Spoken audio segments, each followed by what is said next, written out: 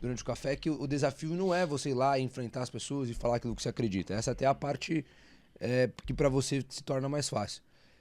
O que é o desafio disso que você faz, cara? Porque todo negócio tem um desafio, né? A gente fazia aqui, o desafio é a logística, a agenda, enfim. Pro Nicolas, o que é o desafio de estar na posição que você tá, executando a função que você executa, cara? Cara, eu acho que a luta é contra eu mesmo, assim. Acho que a nossa luta é contra a gente mesmo. Eu me cobro muito, assim, se realmente eu estou seguindo o caminho certo, se eu estou colocando da melhor forma, se eu estou me dedicando realmente para poder me preparar, se está sendo eficaz aquilo que eu tô lutando. Me cobro com relação a ter uma vida santa, a ter uma santidade, porque santidade não diz respeito a você não se sujar. Pode ter certeza que eu me sujo, pode ter certeza que eu peco, mas pode ter certeza também que eu me limpo. Então, eu acho que todos nós, e eu não estou aqui, nunca farei isso, que é pregar uma cultura de perfeição. Sabe, nossa, o Nicolas não deve errar, pelo contrário, erro muito, sabe, falho muito, peço muito perdão a Deus, todos nós, né, temos os seus pecados, e acredito que o grande segredo, esse é o grande desafio, é a gente cada vez mais se parecer com Jesus. E posso falar, se alguém acha que acordar cedo para ir trabalhar é difícil, fazer isso é difícil, eu concordo que é difícil pra caramba. A realidade do trabalhador brasileiro é insana. Sabe, a pessoa não tem educação, não tem segurança, não tem saúde, pega um ônibus lotado, como eu já peguei várias vezes, lá na cabana, lá o 1502, o 1510, pegava o 206, pegava o 21 para ir pra faculdade, pegava o 22 para ir pra faculdade. Tinha que saber o nome de vários, né? Porque se eu perdia um, tinha os outros. E ainda assim, tudo isso não se compara a, de fato, você lutar para se parecer ao máximo com Cristo. O que eu estou querendo dizer? Que, nossa, é uma coisa impossível, é muito difícil. Não. O que eu estou querendo dizer, cara, é que quando você coloca uma meta de ler a Bíblia todos os dias, de você jejuar, de você ter uma vida santa, você não vai enfrentar somente armas naturais. Todo mundo, né, que eu citei aqui, por exemplo, vai enfrentar armas naturais, que é o cansaço, é o desânimo, Que é o que é o todo mundo vai desgaste, que todo mundo vai passar. enfrentar. Mas quando você joga para um campo espiritual, você ainda vai enfrentar as armas espirituais. Que Aí que são o bicho muito pega. pior. Então é isso que, de fato, eu sempre luto. Que eu sei que, além dessa batalha aqui que eu tô vendo esse microfone aqui, tô vendo aqui, há uma batalha espiritual acontecendo. E eu preciso me resguardar quanto a isso. Eu preciso acreditar na Bíblia por completo. Eu não posso ser seletivo. A Bíblia fala que a gente não luta contra carne e sangue, mas contra principados e Uau. potestades. Então, cara, se as pessoas não começarem a enxergar isso, pode acontecer duas coisas, né?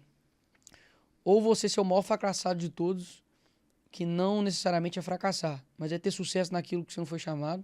Uau. Ou você, de fato, seguir algo que você nunca quis, que você ainda não tem sucesso, e simplesmente ser a vida quando você olhar para trás e falar, caramba, já passou 5 anos, caramba, já passou 10 anos, o que tá acontecendo? Por isso que eu faço, sabe? Se eu for me arrepender, eu me arrependo do que eu fiz, mas não do que eu deixei de fazer. Porque, cara, se acordar assim, sei lá, depois com seus 70 anos de idade, falar, putz, velho, eu podia Que ter dado um gás desperdício, a né? mais, Isso eu acho que é o sabe? cerne do Forjando, cara. Porque um dia eu lembro que uma grande virada que a gente teve aqui foi quando uma pessoa perguntou, cara, por que eu preciso ter um resultado acima da média? E quando o resultado é a consequência de uma série de comportamentos que você adquire, que você desenvolve. Que você, quando a gente fala de se tornar uma ferramenta, encontrar sua função executada com maestria, a gente está seguindo muito a linha da Ellen White, que foi uma grande adventista, que ela fala o seguinte: os dons e os talentos, eles tinham, na era pré-diluviana, ela tinha dois objetivos. Era usar eles, os seus dons e seus talentos, para desenvolver um caráter semelhante ao de Cristo. E o segundo era para você ajudar outras pessoas a desenvolver esse mesmo caráter.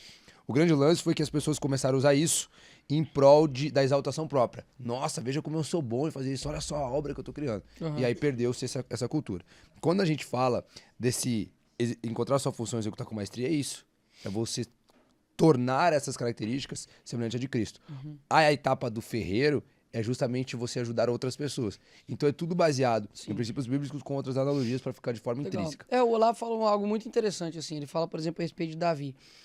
não tem ninguém que vai ter uma perfeição quantitativa, ou seja, qualitativa, né? Ou seja, vai ser bom em tudo. Não tem como você ser perfeito em todas as áreas. O que você tem que fazer? Você tem que pegar aquela sua virtude que é boa e você trabalhar tanto nela para que aquela virtude se irradie em todas as outras, inclusive nos seus vícios, nos seus defeitos, nas Uau. suas falhas. Então, acho que esse é o grande segredo. Você tem, por exemplo, Pedro. Pedro era completamente estourado, né? Discípulo. Completamente estourado e tudo, queria defender Jesus e tal. Inclusive, antes mesmo ali da sua morte, né? Ele indo em direção ali, já ia estava no coração de Jesus que ele deveria, de fato, né? E estava chegando o momento de ir para a cruz. E aí Pedro fala, não, Jesus, isso não vai acontecer não, nós vamos deixar isso acontecer não. Aí, cara, Jesus fala com ele assim, oi? Se fosse hoje, né? Você tá doidão? Falou, não, aparta-te de mim, Satanás. Eu não tenho parte com você, não. Porque, olha que loucura. Tava uma pessoa que, com uma boa intenção de querer falar com Jesus, não, Jesus, nós vamos te proteger e tal. Jesus entendeu isso como, meu amigo, você tá querendo impedir o meu propósito. Uau. Sacou? Então, assim, por mais doloroso que seja, mas era o que o meu pai quer pra mim. Quem é você pra falar que não vai deixar? Quem é você pra falar, sabe? Que tipo assim, não, nós não vamos deixar isso acontecer, por mais da boa intenção que seja. Então, assim, cada um tem a sua personalidade, seus defeitos, suas falhas. Pô, Davi era um homem segundo o coração de Deus.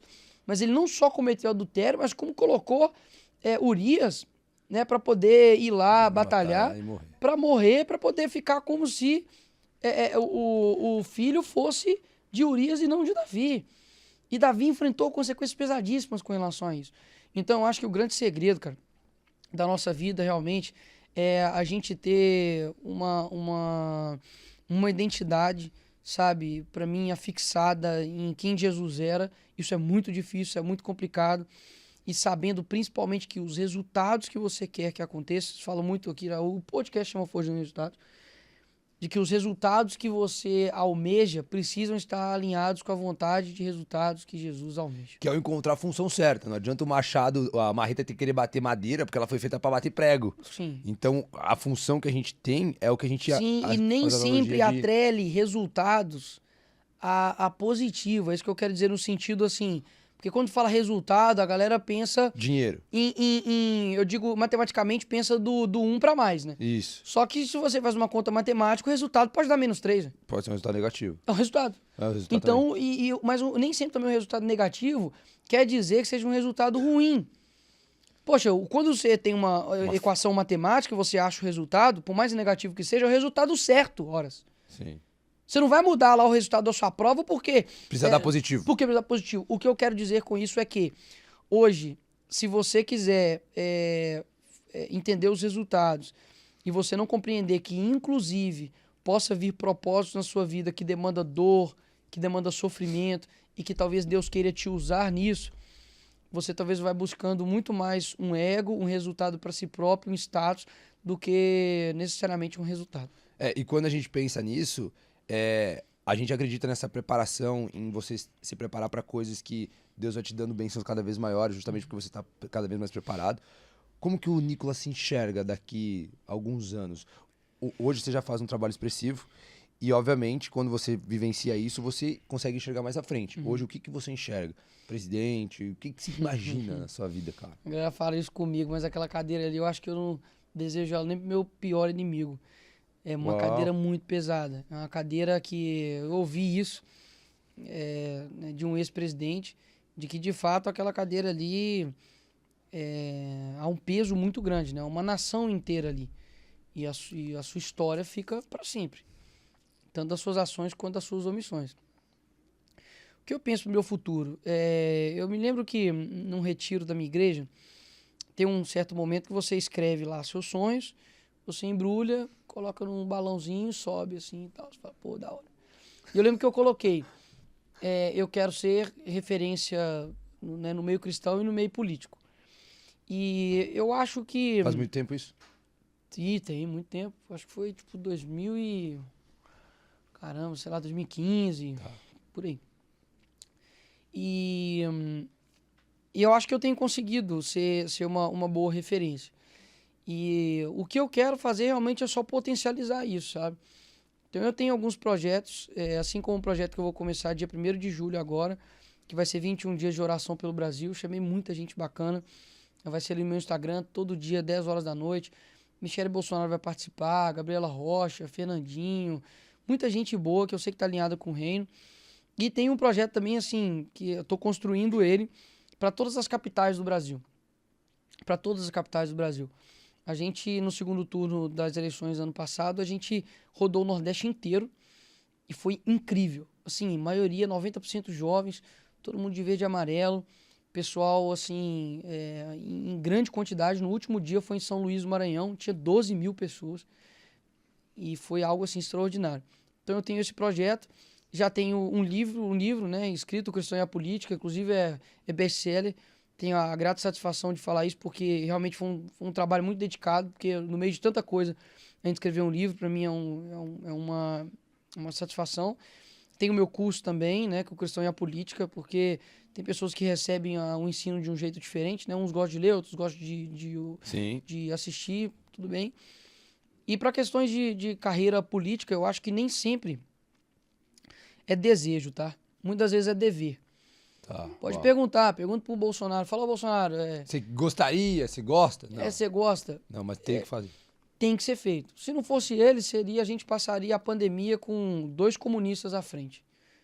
Então, todo mundo tem o seu propósito. Então, assim, eu não fico alimentando nada no meu coração que não venha do céu, sabe? Eu falar assim, muita gente fala comigo, pô, você vai ser o próximo presidente, vai ser o próximo presidente. Primeiro que eu acho que tem uma trajetória muito grande até chegar lá, sabe? Absurda, muito grande mesmo, de aprendizado, de maturidade, um monte de coisa. E também eu vejo que é aquilo que meu pai sempre me dizia, né? É melhor você estar pronto e não ter oportunidade do que ter oportunidade e não estar pronto. Então, eu espero, né? Eu espero que se algum dia isso chegar até a porta, né, da minha vida, preparado, que eu consiga abrir e estar preparado. Cara, um dia eu tive na igreja do Luiz Hermínio e ele falou um negócio que me marcou, assim, até hoje, assim. Isso já faz uns 4, 5 anos que eu estive lá. E ele falou assim que foi bem na época, cara, eu acho que foi a primeira vez que ele tinha chamado pra ir encontrar o Bolsonaro lá em Brasília. E eu lembro que ele falou assim que ele tava crescendo muito digitalmente, tava ouvindo muitas pessoas e acaba que a fama chega junto e tudo mais. E ele falou que quanto mais famoso, quanto mais reconhecido ele era, mais ele precisava se humilhar para que ele conseguisse se manter no lugar certo.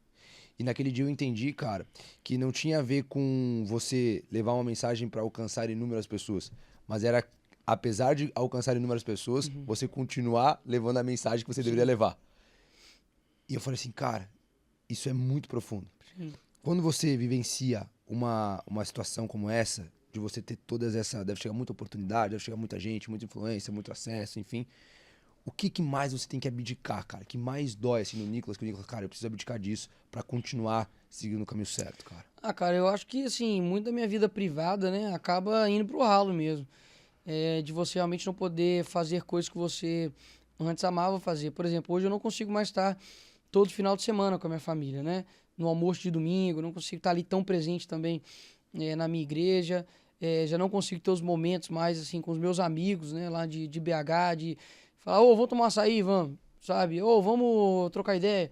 Então isso acaba pesando porque eu sou um cara de relacionamento, sabe? Eu sou um cara que eu gosto de...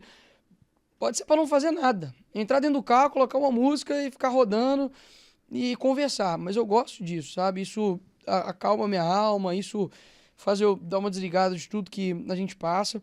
Então acho que essa falta da sua liberdade, falta de privacidade acaba pesando. É a coisa mais... E assim, acaba que uma vez que você passa a ser conhecido, com poucas coisas na vida, você não consegue voltar atrás.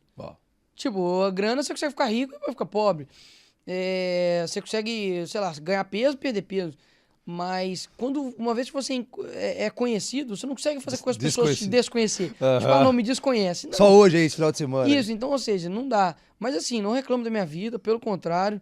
Essa foi a sua missão. A minha missão, tenho uma boa família, tenho uma boa base.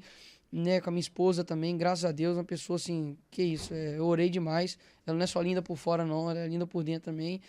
E a gente vai caminhando e vai gerando forças com relação a isso.